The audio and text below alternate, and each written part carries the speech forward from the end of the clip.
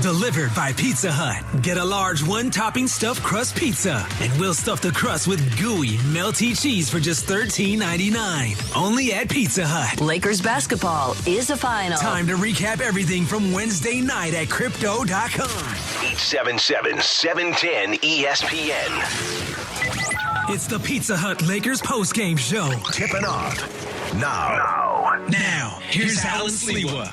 99-94 Lakers handle business against the Portland Trailblazers. 2 games below 500 now. The Lakers 25-27. And 2 games coming up where the Lakers could easily get back to 500. Clippers one's going to be tough tomorrow. The Knicks on Saturday, but 2 teams below 500. And it's not to say that the Lakers are playing great basketball. They're not, but they got some opponents in front of them. They don't have to travel, obviously. Clipper game across the street. It will be a Clipper home game, and then the game against the Knicks will be at Crypto.com arena. We'll see how things pan out. Kind of an ugly game, to be honest with you, this game against the Portland Trailblazers. No real flow to the game. Lakers end up shooting 42% from the field, 36% from the three-point line, 66% from the free throw line, miss 11 free throws.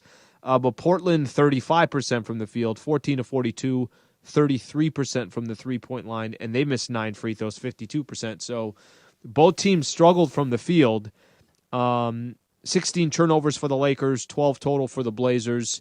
I think there were a few times in this game where you could just tell that there was zero rhythm to the game, but you got to get the win. You just got to get the W. And when you've lost 3 games in a row, when you're sitting in 9th place in the Western Conference, when you don't know when LeBron James is going to come back, and he's been out for 4 straight games, when you go 2-4 on that 6-game road trip, I don't know how much you really care how you get a win. It just probably feels good for that team and inside that locker room for the Lakers to come out with a W. As always, 877-710-ESPN. Take as many calls as we can on this show. Read as many tweets. Appreciate everybody also that's on our social, all our social programs. Our social channels. I want to also do this in tonight's show. We'll spend a little time kind of looking at where the Lakers are, preview the game against the Clippers tomorrow. I don't think that's going to be a walk in the park tomorrow, so keep that one in mind. Anthony Davis had a really, really nice night tonight. 30 points, 15 rebounds, 3 block shots, went 10 of 18 from the field. So I want to go to Anthony Davis first, get his thoughts on the game, and then we'll take some phone calls and everything else afterwards. Here's AD on the Lakers win. Hey, Anthony, the backboards have been an issue early in the game, especially on the defensive end. What was it a mindset for you in those last couple minutes to try to lock things down on both ends, or what was your approach there? You said the who? Sorry, the backboards. Oh, yeah. Just you kind of closed it down, it seemed like, offensively and defensively there in the final couple minutes after struggling some. Trying to lead the team. I mean, I think we all, kind of felt some type of way after that Atlanta loss, and just tried to come out with the mindset of ending this streak. We got a couple at home, play with a force, play with some urgency. It's a hard-fought game. I mean, this team is capable of scoring at will. They shoot the ball. A lot of shooters. We just fought. We just fought hard tonight. It's a great game for us. Great game. AD, tell me if I'm making too much of this, but, that fourth quarter, you look angry and you kind of seem to have this maybe aura about you of just kind of playing kind of fiery. Are there games where you kind of feel like you're accessing sort of a different part of yourself and maybe reaching a competitive level that this team needs you to reach to win these games? I'm trying to get back to my old self, playing a lot of energy, playing to exhaustion. And it was just things that happened in the game, end of the third, and I was upset with our last shot. We ended up giving them the last shot. And then I think CJ made the pull-up. But then just not trying to lose the game. I mean, we lost 3 in a row. We had this game won. We had the Atlanta game won. Just didn't want to trick this one off. And me, Melo, and Malik felt like we were trying to. We were missing our free throws from the line. But just playing with energy and the force that the team needs me to play with, like you said, to be able to win games. That's all I'm trying to do. It was another strong game for you since you came back, but also another strong game for Melo, and he's had them pretty regularly throughout the year. What's he meant for this group, and what's it like? What's it been like for you to be teammates with him? Well, it's been great. He's been helping me all year, especially in the post. He's been a dominant post player his whole career, and now he's here and he's helping me with double teams and moves and things like that. But he's always talking. He's always talking to me, to the guys, about what he see on the floor, what he think we should do, what we should be running. And he's been great for us. His shot making ability has been off the charts. He's came here and is playing extremely well for us. I saw something and I was going to stretch before the game. His last two, he was, I think, 1 for 10 or 2 for 10 from 3. And it just surprised me. I was like, that was strange. I never didn't notice that. And then he come out tonight on fire. So, his playmaking and his shot making ability just been great for us. Gets the crowd into it, gets our team into it, especially when he's hot. And it gets everybody going. Eddie, kind of along those lines about Melo, I mean, there's been so much stuff with this team that's changed on a nightly basis, it feels like. Mm-hmm. But he's been on the court. He's been there. I mean, he looks the same as he did. It's like 18 celebrates the same. How important is his consistency, do you think, Ben, to helping you guys try to fight through all the chaos? Yeah. Like I said, he's been a true vet for all our guys. He's been a voice in the locker room, voice on the floor, and the way he's still able to score the basketball. And guys try to pick on him on the defensive end, but the way he talks and read defenses, where he can kind of manipulate the game, which I think that part of his game is underrated. He's not the fastest, but he puts us in and talks to us in coverages where it helps the team. And it's been good for us. Him scrambling. He's able to, guard bigger guys. On the perimeter, he's talking. Even though he's guarding the ball, he's talking. Whether we're trapping or, just showing bodies. Whatever it is, he's been great for us, and we're going to continue to need him to do the things that he's doing for us to, to win basketball games and ultimately, fight for a championship. So, just, like you say, just stay mellow.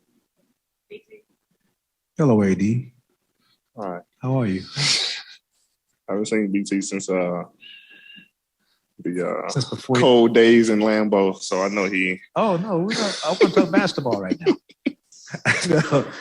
How concerned are you about you guys' free throw shooting? Fourth quarter, you guys shot 63% from the free throw line. I think we're in the bottom half of the league as far as free throw shooting, but we got great free throw shooting. We just got to take our time and concentrate and make them. I think we missed 11 in the Atlanta game. That's how you win and lose games. And, if we would have lost tonight, that would have been the reason that we missed so many free throws. I'm not sure how many we missed today, but 11. So we got to definitely do a better job in that category. Take our time,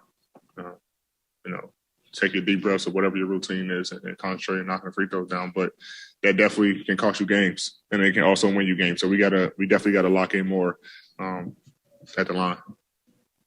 JD, Frank said that yesterday at practice, the point of emphasis was the defense and the mistakes that you guys had been making on the road trip. I'm curious what you saw tonight in terms of progress and sort of implementing some of the stuff you guys have been talking about the last couple of days. Just imposing our will on the defensive end. We gave them 37-point second quarter, and then we held them to, I think, 44 in the second half. So we got to continue to, impose our will, and I think we can get anything we want on the offensive end against anyone. But defensively is where we struggle, and tonight we, especially in the second half, played with a sense of urgency on the defensive end. Talking, Brian is usually the one out there commanding defense on the backside. And so now we getting everybody, amped up to talk and making sure everybody's in the right position. And that's kind of, me even though I'm a lot of times in the pick and roll, can't see behind me, I'm still trying to talk to guys when I'm on the weak side to get them engaged and things like that. So it's going to take an effort from all of us. But, we want to make sure that we become one of the top defensive teams like we've been the past couple of years. All right, that is Anthony Davis right there, who had a phenomenal night tonight. 30 points, 15 rebounds, had 3 block shots, 10 of 18 from the field, 37 minutes for the Lakers. And you got to have numbers like that. Right now when LeBron James is out until he comes back and, you have all 3 of your stars together. But AD has to be a consistent player on a night-in, night-out basis where he dominates. And Yusuf Nurkic he's a nice big in the NBA, but LeBron or Anthony Davis should be dominating every player he plays. I mean, he played so well that the matchup against Joel Embiid during that road trip, he outplayed Embiid. Now, Lakers lost a game, and that's the only thing that matters. But we'll see if AD can get into some type of consistent streak as well. Okay, a couple things we'll do when we come back. We'll go through tonight's player of the game, plus we'll get a chance to hear Lakers head coach Frank Vogel. If you want to be a part of the show, 877-710-ESPN, 877-710-ESPN. Pizza Hut Lakers postgame show on 710 ESPN. 5 breadsticks for my triple treat. 3 layers deep. 10 Cinnabon mini rolls to eat. And the pizza plus another pizza. Triple treat box, only from Pizza Hut. Keep listening to 710 ESPN for the Rams Super Ticket Giveaway. When you hear the Rams Super Sounder, The Rams are the best in the West. For the players today, man. Unbelievable job. And they're 1 win away from a world title. Be caller number 7 and you qualify for 2 tickets to the big game, the Rams Super Ticket Giveaway. Listen every hour today to qualify for your chance. On your home of the NFC Champs. Your home for the NFC champion Los Angeles Rams. 710 ESPN. 24 seconds with Carmelo Anthony. Carmelo, tacos or burger? Burgers. Pineapple on pizza? Sometimes. Favorite cheat meal? Pizza. Cats or dogs? Dogs. Favorite Saturday morning cartoon? Kung Fu flicks. Funniest player on the team? Dwight. Teammate who thinks he's the funniest player on the team? Nobody really thinks they funny. Your favorite superhero? I'm a Captain America guy. I mean, you got to match the initials too, right? Yeah, absolutely. I'm a Captain America guy.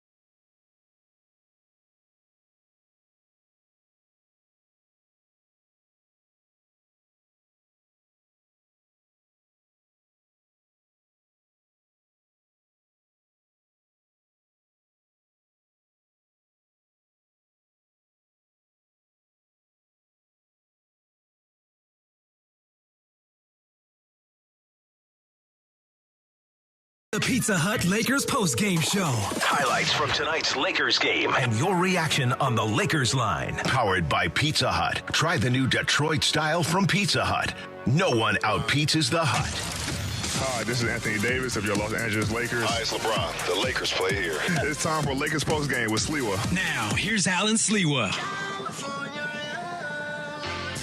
Tonight's player of the game is presented by your Southern California Toyota dealers. We make it easy. Lakers over the Blazers, 99-94. Player of the game, Anthony Davis with 30 points and 15 rebounds. Quick shout-out here to Carmelo Anthony as well. 8 of 12 from the field, 5 of 6 from the three-point line, 24 points, 8 rebounds, 2 assists, 2 block shots. You know, we spend so much time talking about how great LeBron James has been this year, certainly at his age. Look at Carmelo. I mean, he's been I know it's not every night. I know he's not carrying the team, but damn, Carmelo's been a lot better than I thought coming into this season, and he's doing it on a consistent basis and contributing off the bench for the Lakers. I did want to go to Lakers head coach Frank Vogel, get his thoughts on the Lakers' 5-point win over the Blazers. Lakers now 25 and 27 on the season. And how key was AD, especially down the stretch on the glass? AD had some great sequences of just boarding and traffic. I mean, we were getting beat pretty heavily on the glass, and he really battled a big, strong dude in Nurkic that was hurting us, and came down with some dirty rebounds to help secure the victory. I thought our defensive disposition was better to start the game. Obviously, we had the tough second quarter. We tried to just switch the matchup a little bit in terms of eating some of Nurkic's minutes with Dwight to start the quarter, start the second half. I thought there was some defensive benefits there, but we obviously struggled to score, which has been, the story of our season when we try to play big. But overall, I was proud of how our guys competed and pulled out the W. Frank, I know you've been effusive in your praise of Carmelo Anthony when we've talked to you about him this year, but just tonight, the shot making ability. Anthony was also talking to us about how much he talks. I guess that aspect of his game. How valuable is that? And his IQ. He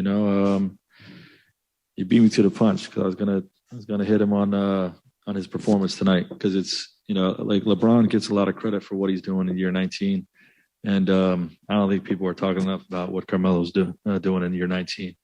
It really is remarkable. He was terrific tonight. Like AD said, obviously he was scoring the basketball, but, we had some coverages we were trying to work out down the stretch in the fourth. And defensively, he was right on top of all that stuff, communicating it, just talking some of our guys through where they need to be, and, the IQ and the leadership and the desire, to win, the competitive spirit was just great. But his shot making is, it's fun to watch, and he's a big part of the win tonight. And Frank, I have two questions for you. They're unrelated, if that's okay. AD, first of all, in your experience coaching him the last 3 years, obviously he's coming back from an injury, but how much have you noticed when he has fourth quarters like he had today is sort of about him mentally kind of pushing himself to that place? Oh, it was all mental tonight, because he didn't have the legs. He had a couple possessions where I didn't know if he was going to get over half court, and a couple of possessions where he was, late to rotations, like we saw down the stretch in Atlanta. And, I'm worried about him, just playing all four quarters and having his legs under him, and they're not there yet.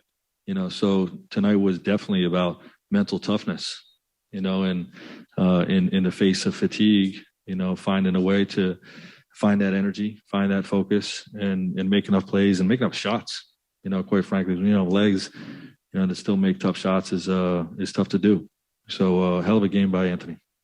And then, AD mentioned at the end of the third quarter being frustrated by, you guys letting another buzzer beater go. And I know the end of the second and third quarter were different situations, but how do you feel like the team is managing some of those end of clock situations or end of quarter situations when you're trying to, finish with your basket instead of theirs? Yeah, we've been pretty good at it. I mean, obviously the second quarter was bizarre.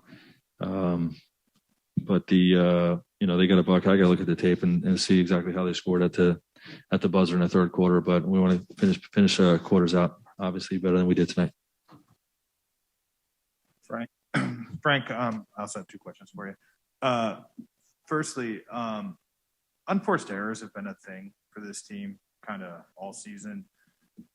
Is that a focus thing? Like, there was a free throw in the third quarter that I think Dwight and Russ both went to. Portland keeps the ball.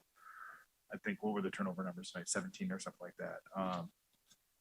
Is that a focus thing, or is this just going to be a group that has to play through those? Yeah, I mean, we need every possession we can get, so we got to minimize those the best we can. And then, secondly, this group hasn't always handled. It's gotten out to hot starts before, and then Portland has a big quarter, and then I don't know if it's been discouraging or something like that. The team hasn't fought through those moments always this year.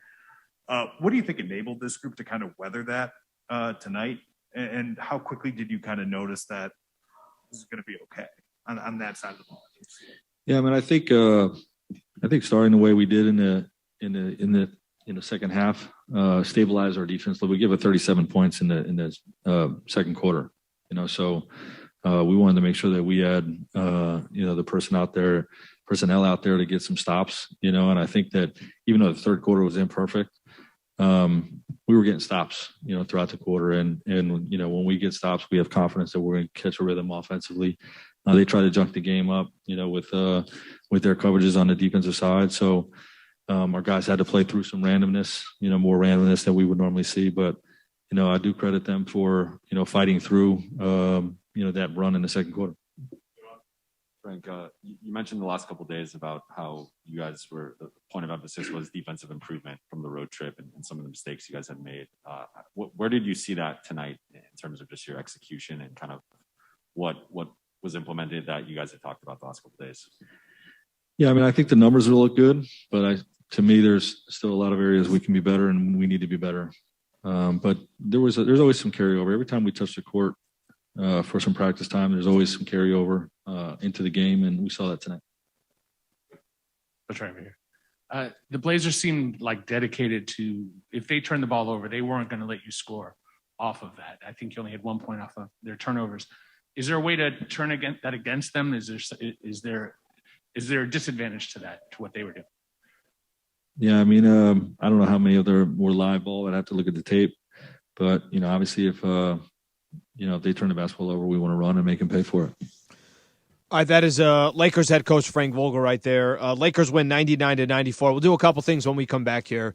I want to take a quick look at where the Lakers are. I mentioned I want to preview that game against the Clippers. Plus, we'll get a chance to hear from Russell Westbrook.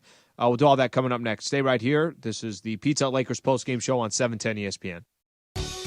5 breadsticks for my triple treat. 3 layers deep. 10 Cinnabon mini rolls to eat.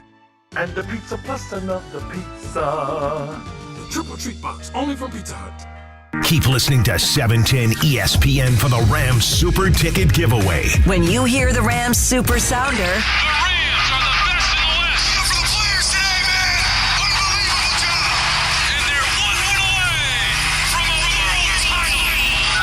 Be caller number 7 and you qualify for 2 tickets to the big game, the Rams Super Ticket Giveaway. Listen every hour today to qualify for your chance on your home of the NFC Champs. Your home for the NFC champion Los Angeles Rams. 710 ESPN. 24 seconds with Trevor Ariza. Trevor, tacos or burgers? I'm going to go with tacos. Pineapple on pizza, yes or no? Yes. Favorite cheat meal? Ooh, peanut butter and jelly. Cats or dogs? Dogs. Favorite Saturday morning cartoon growing up? Animaniacs. Animaniacs. Funniest player on the team? Goofiest would be Dwight. Favorite superhero? Batman.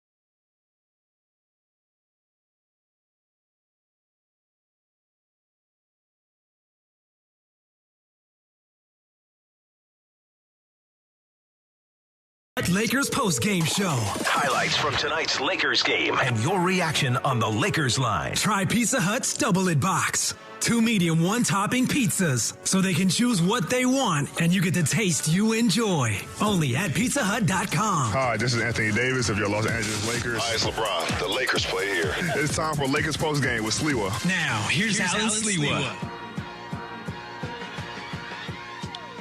Points in the Paint all season long is sponsored by Vista Paint. Right now, local residents can take 40% off on factory direct high-quality Vista Paint products. A Vista Paint team member will show you how. Locally owned, manufactured, and operated since 1956, Vista Paint. Blazers outscore the Lakers in the paint 40-32. Lakers win the game 99-94. So a couple games now under 500. The Lakers are 25-27. Clippers tomorrow for the Lakers. I'm going to preview that game in just a second. I do want to take a quick listen here. Russell Westbrook in tonight's game, Struggled from the field, just 3 of 12 from the field.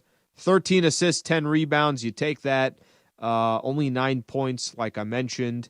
But double-digit assists, double-digit rebounds. Here's Russ on the Lakers win. Hey, Russ, as a team, the turnover battle was really favoring Portland early, and you guys kind of flipped that in the fourth quarter. Was it an increase of pressure, or was there something that you noticed that you saw that helps you kind of come through in that final period? Using our hands. Did a good job of digging on the post and bending our gaps, especially in the fourth.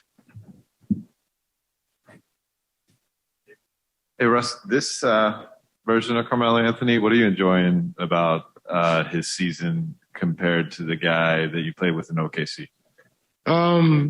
Just being, locked in on his role, understanding, what he brings to the table night in, night out, and doing a good job of, executing his craft and doing what he's able to do, and that's, shoot the basketball at a high level. And, tonight was one of those nights.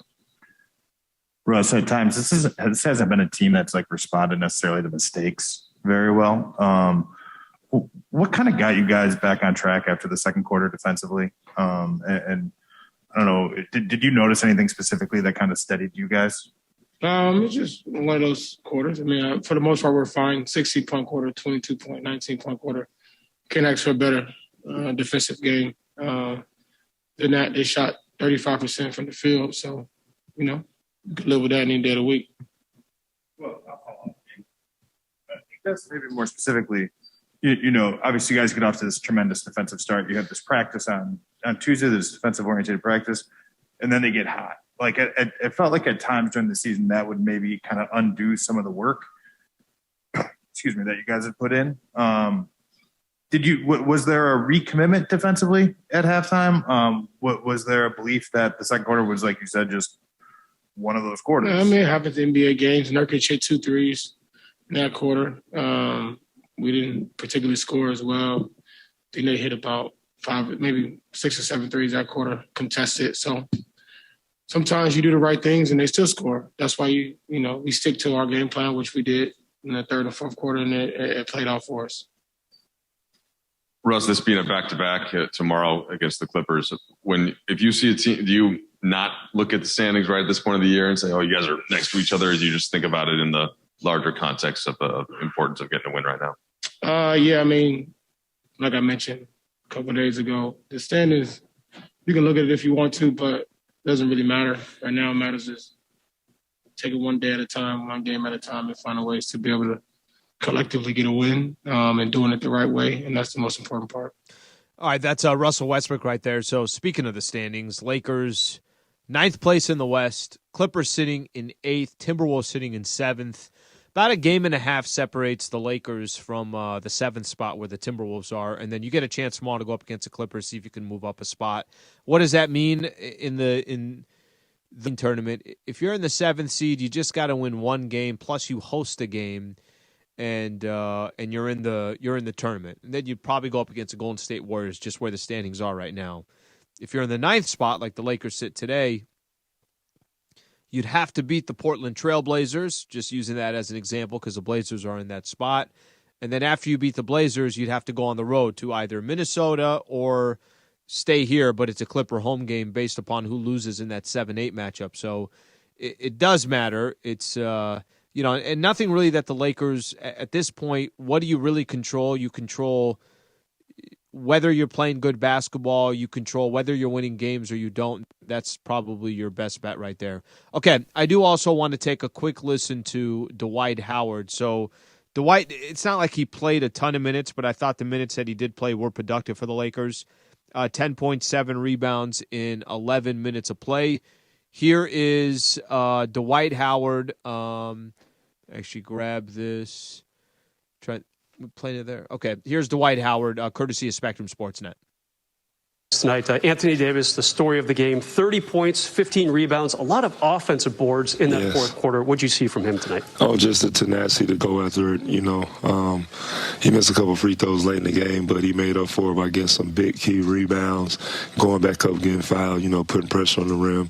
So I thought he did a good job of just being his awareness, you know, late in the game of, you know, getting to his spots and, you know, getting the rebounds with 2 or 3 guys, you know, trying to box him out. So that was real impressive. So Carmelo Anthony turns 38 in 3 months. Scored 23 points tonight. He's getting younger, isn't he? Mostly age is just a number, you know, and we wouldn't know our age if we didn't know our birthday. So, you know, but he's playing great basketball. He has been all year. I call him twinkle toes. You know, he get them feet moving on offense when he got the ball. You know, there's nothing you can really do about it. All right, we got to talk about you. You played 11 minutes, extremely efficient, 10 points, 7 rebounds, and a blocked shot. Going up against Nurkic, a very tough player as well. Oh, well, I just try to come in and bring some energy. You know, I don't get a lot of minutes some nights, you know, so when I'm in there, I just try to be as efficient and effective as I can, you know, on the offensive glass, you know, setting screens, get my guys open, and just having a positive mindset. Clippers tomorrow. You've played against them a few times over the years. Tomorrow. Gotta go get in the bed. They're pretty close to you in the standings, too. Yes. What do you have to do to get that W? Well, we just got to come out with great energy and effort and then sustain that for 4 quarters. You know, they've been playing up and down all season. They've been missing some guys, but, you know, they play hard. You know, they've had some games this year where they've come back for some big-time points. And so we got to do a good job of making sure we do get the lead early. We have to sustain that for 4 quarters, knock down our free throws, not get in foul trouble, and close the coffin on them. All right, go get some rest. Thanks, Dwight. Got to get some rest. Good job. That is Dwight Howard right there with Mike Bresnahan of Spectrum Sportsnet. So you heard them kind of breaking down that game against the Clippers tomorrow. What an interesting team, huh? No Paul George for the last, I want to say it's been about a month or so, maybe even more than a month, but I think right around that time frame. Kawhi Leonard hasn't played all season long, and they got a better record than the Lakers. They're 26-27, Lakers 25-27. They had a really weird month in January where they come back against the Wizards down 35. They came back down 20-plus against Denver and Philly to win those games. And these are all the teams I'm naming off, at least the Philly and the Denver portion. These are good teams. I know the Wizards not as much, but they were down 35 on the road. They came back and won that game. So I think the Lakers are actually kind of in for a dogfight tomorrow. If you're going to go beat the Los Angeles Clippers, you got to go beat them. You actually have to play better than you did tonight against the Portland Trailblazers. I thought Portland just missed a ton of shots. Both teams never really got into any type of flow.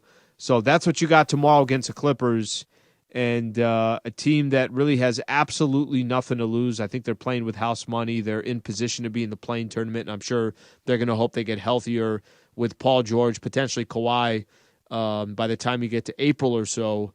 So they're just trying to position themselves for that. Kind of similar to the Lakers, you know, with LBJ out right now. You just want to be healthy by the time you get closer to the postseason. We'll see what happens. That game tomorrow, just a quick reminder here, pregame show will start at 5:30. Tip-off will be at 7 p.m. So Lakers, Clippers tomorrow. It's a Clippers home game.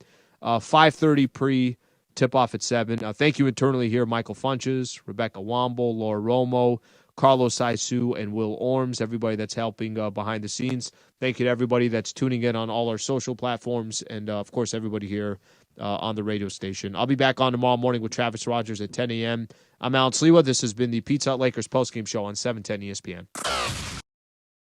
Lakers basketball tonight. Game 52 of the season is in the books. Lakers basketball on ESPN LA is sponsored by Subaru of Glendale, the #1 Subaru dealer in America. Lakers basketball. Delivered by Pizza Hut. Get a large one-topping stuffed crust pizza, and we'll stuff the crust with gooey, melty cheese for just $13.99.